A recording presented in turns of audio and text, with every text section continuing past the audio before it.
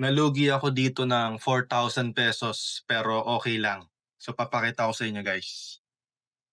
'Yun, paano ko nasabi? So 'yun, okey.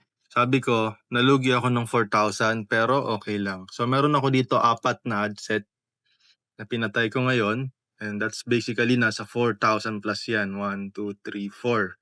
So nalugi ako ng 4,000 diyan, and sabi ko okay lang siya kasi nalaman ko dito, so sa mga etong dalawang 'to bagong headset lang 'yan, so don't need to worry that. Nalaman ko at least nalugi man ako ng ₱4,000, alam ko dito kung alin yung headset na mas nagwo-work. So yun, bakit? So ngayon alam ko na etong headset na 'to ang kailangan kong budgetan kasi siya yung nagpo-produce ng order. So basically yung ₱4,000 na lugi ko, soon kaya kong bawiin diyan dito sa headset na 'to. I just need to increase the budget and check and monitor kung mag-i-increase ba yung order or tataas ba yung cost per order ko or bababa ba or kailangan ko ng adjustment. So yun guys. So basically, when it comes to running Facebook ads, meron at meron ka talagang risk.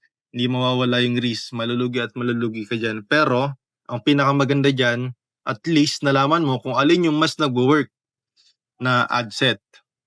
So yun lang, short video lang to. So kung nagpapatakbo kayo ng ads, wag kayong matakot mag-test, wag kayong matakot na masunugan.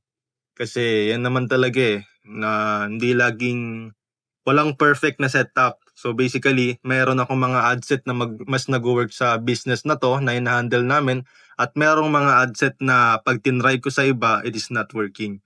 So yun lang guys. So in conclusion, huwag kayong matakot mag-test. Mag-test ng ad set, mag-test ng ads kung alin yung mas nag-work. I-double check nyo lang, i-monitor nyo lang, and then yun, at least may bago kayo natutunan. So yun lang guys.